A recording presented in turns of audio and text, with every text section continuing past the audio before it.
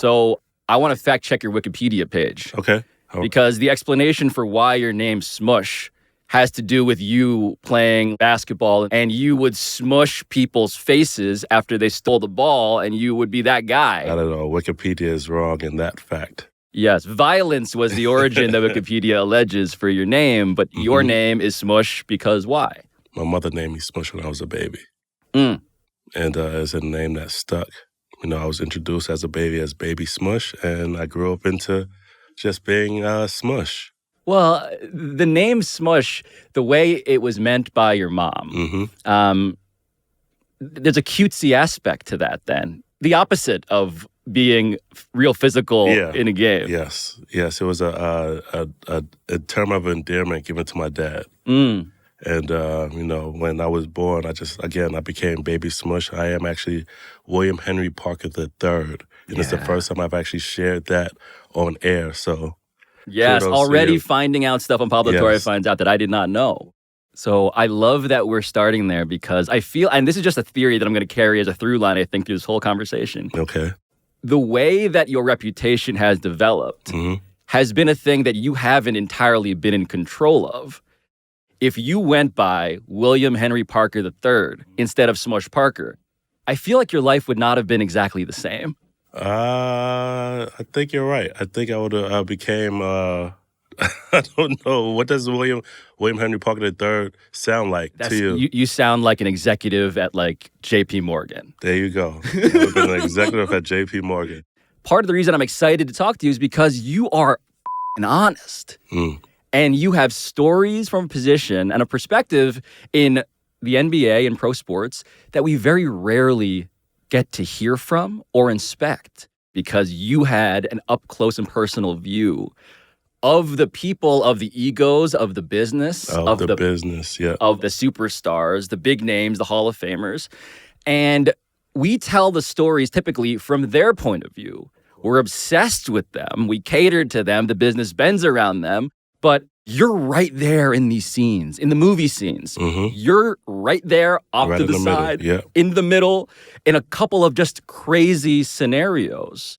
It's like we just very rarely ask, what the does that guy think? The other guy on screen as all of this is going down.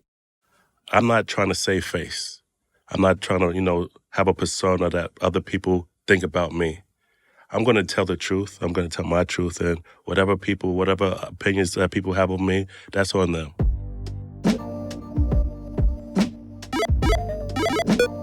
Okay, so I just got to say that I've been obsessed with Smush Parker and his truth for years.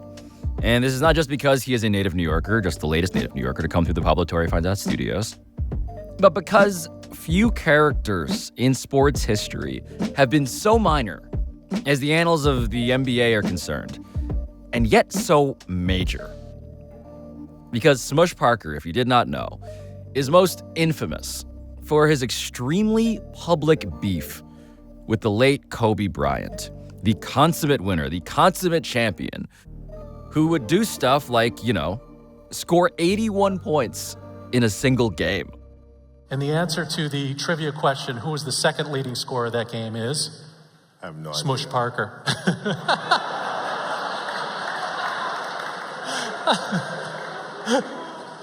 Oh, that's so good. So What do you have, 4? he had 13. He had 13. But it was something that if you were watching it, it just kept building. Now you know why I had to score 81.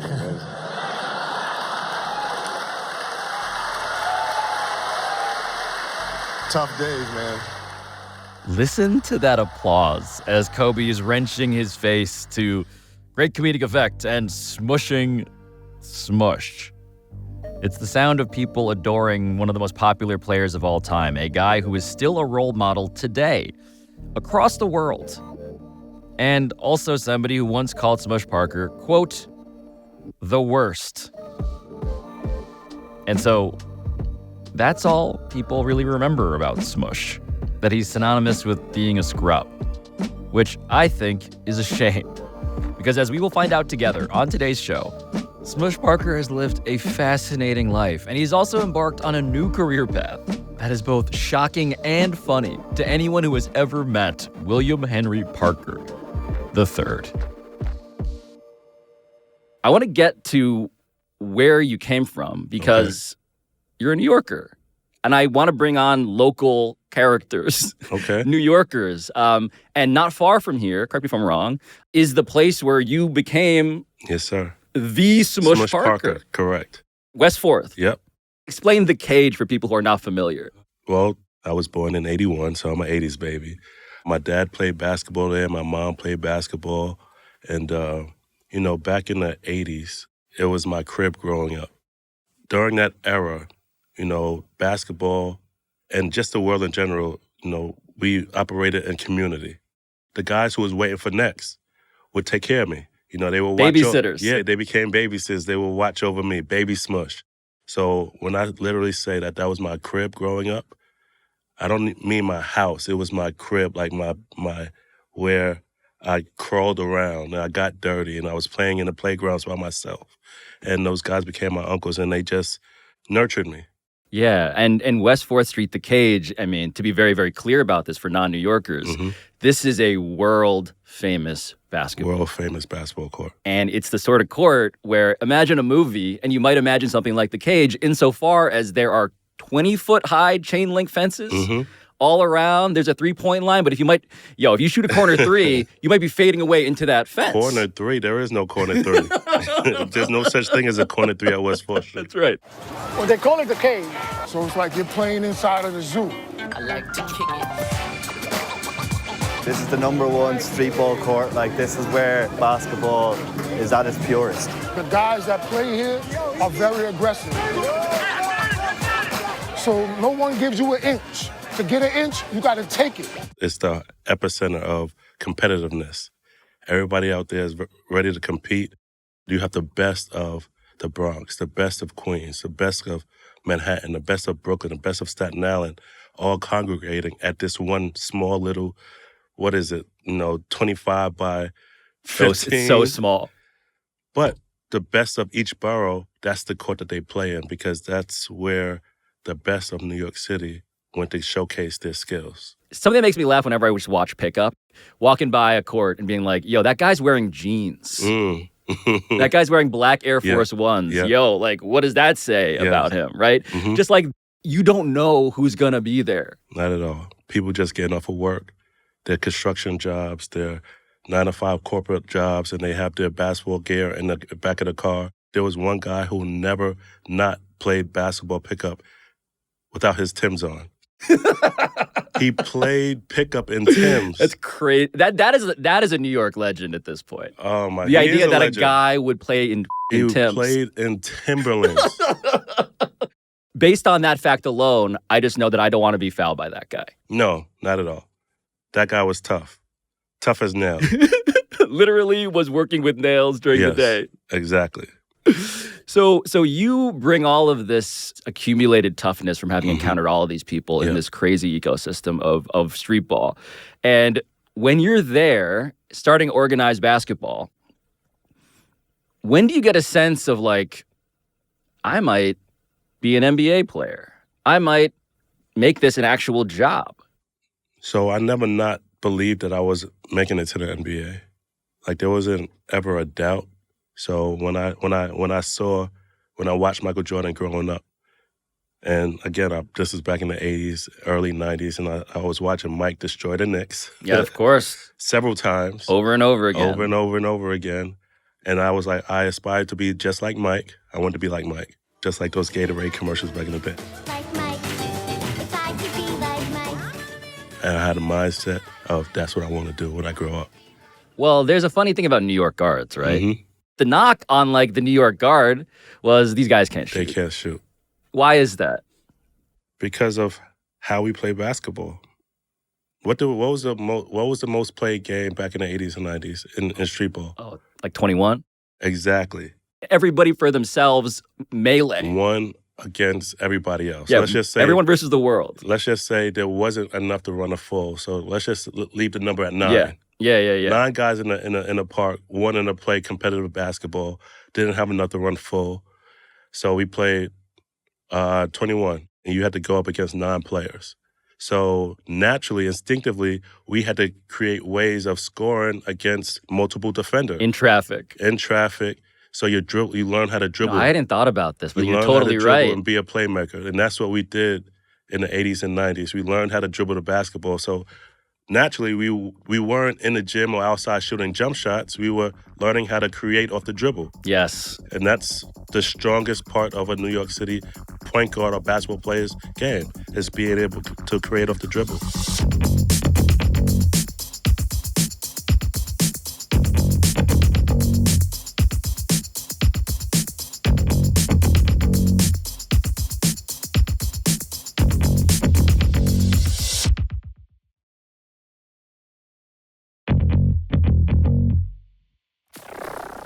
Okay, so I want to fast forward some here because you need to just explain what it's like to have a draft party where you do not get drafted. The disappointment was at the highest of my life at that point. Embarrassment, a little confused because I was given word that I would be drafted as high as 7. Mm. I won't say the team. I won't tell you the team who promised that I would be drafted at 7, and that wasn't the case. So at the time in Times Square, there was a place called ESPN Zone. It was a sports bar. Yeah, that is maybe the saddest place to hold a draft party where you go undrafted. A temple to sports, and you're living a nightmare. Yeah. The good news is that you're incredibly resilient. I mean, the story of your NBA life, which we're now into, is remarkable because you're a guy who had almost zero job security. Basketball here in America is a business. No doubt. You know, not a lot of people know that. More and more every day. I learned that late. I learned that when I was 36 years old. I learned at 36 years old that basketball here in America is a business. So when I didn't get drafted, I was like, you know what? I'm good enough. There's nothing that's going to stop me from making the NBA. Let me get back to work. I went back to work, earned a spot, a walk-on spot on the Cleveland Cavaliers, non-guaranteed contract. Yep. Every day I came in with that worker's mentality, that blue-collar mentality that I need to work and earn my spot on this team because at any point they could let me go. And it's not just any rookie season. It's not just any season, right? This is 2002, 2003. This is the year before LeBron James gets drafted. And so one of my favorite videos. Oh, my God. Are you talking about all the other players? Yeah. And I say other players who hated on this high school player coming in to the organization. I get lumped into that. It's a local news report in Cleveland. Yes, yeah. And you remember this vividly. Yes, it's all of you guys getting interviewed. Carlos Boozer, Darius Miles. Yeah. Because the team is of course, on track to get the number 1 draft pick. Yes, LeBron James. And here is... I know what you I know, said. but the listeners don't. Is the 18-year-old from Akron truly the savior? We have better players than him in his position already on our team, though. His potential is probably, the sky's the limit for him, though. And he would come in and make an immediate impact like a Caron Butler, did for the Miami Heat. I don't think you can really just bring a high school player in and really just think your team gonna really turn around like that. What people were laughing at was, of course, everybody being like, this LeBron James kid, when he shows up, he can join our bandwagon. But yeah, you compared him to Caron Butler, which in your mind, you're saying for clarity, was a compliment. Yeah, at that time, that's all. That's Caron Butler when he became a rookie for Miami Heat. Yeah, to UConn. Came in and made an immediate impact and was averaging double figures at that time as a rookie. And I was like, yeah, this kid will come in and make an immediate impact like a Caron Butler did for the Miami Heat. I didn't just limit him to a Caron Butler. You look by far the least crazy out of everybody in that video. But do you know I still get people almost every day who say I hated on LeBron. I actually got tagged on LeBron's page saying that these are my haters. So this is what I love about your life in basketball is that you're kind of like this Forrest Gump character who winds up in places and you're dealing with all of the consequences of what it means to be in the future shadow of LeBron James. So we should go then to your time in Detroit. That's what happens next. You join the defending champion Detroit Pistons. Yes. Larry Brown is the coach. Which was a great cast of guys. Great cast of guys. Yes. Rasheed Wallace, Yes. Chauncey Billups, Yes. Ben Wallace. Ben Wallace, of Tayshaun course, Prince, Tayshaun Rip Prince. Hamilton, Derek Coleman, Lindsey Hunter, Darwin Ham. It was a team full of veterans. And here you are, like again, young point guard who is now on his second team in 2 years in the NBA. Yes. And there's a game at the Palace at Auburn Hills. Yes. And you might remember it I remember it vividly. because this happens. The Malice of the Palace. Ben Wallace, baseline, inbounding the ball to Smush Parker. To Smush Parker, yeah. I'm the one with the ball right now. And this is the part that I love because no one plays this video from like 15 seconds before Oh, yeah. it. Setting up the action, past Rip Hamilton, down to Ben Wallace. There's the Ron Artest hard foul. And while the Malice of the Palace is beginning, Yeah. I just want to point out where you are. Yeah. I'm just watching, taking it all in. And just for people who can't see this on the DraftKings Network or on YouTube, everybody else is in the scrum, and you are literally you're calm, you're observing everything. What is going through your mind as you were standing, 10 feet as the most infamous, notorious brawl in sports history is happening? You want to really know what was going through my mind at that time? So I was playing for the returning champs, Yes. Detroit Pistons, who was being led by the great Chauncey Billups. So you can imagine I wasn't getting no playing time. Yeah. And you can see here it's the fourth quarter. Yeah, it's less than a minute left. Yeah, I probably just got in. I'm hungry. I'm like, yo, I'm on the floor. I'm excited. And then this breaks out. And I'm standing there like, yo, I just want to play basketball. What's going on? I'm just trying to get a sweat. So just to be very clear about this, your perspective as the Malice at the Palace is unfolding is, I was about to do something Yes. with this basketball, Yeah, and exactly. everything got in the way. Exactly. Exactly. I was like, damn it, guys. Can we just play? I'm trying to dunk on somebody. I only have so many minutes that I'm going to have Yeah. as a Detroit Piston, To and earn my minutes. Exactly. and everybody decided to start fighting. Now Artest has jumped over the scorer's table and is trying to get down to the bench. Oh, this is awful. Fans are getting involved. Jermaine O'Neal is punching a guy in the face. Steven Yeah. Jackson's running around. You see Steven Jackson in there taking shot at the stands. And Smush Parker is where? Half court, watching it all because half court is the safest place to be. I just like how the guy who grew up playing street ball in the cage gets to professional basketball and is like, you guys are out of control. Like, you're the guy. That's funny. I'm like, I'm not getting involved in this. I had no job security. Maybe if I had a 5-year contract and I could, afford to get suspended, I might have been in the middle of that. I might have been in the middle. That's a great point.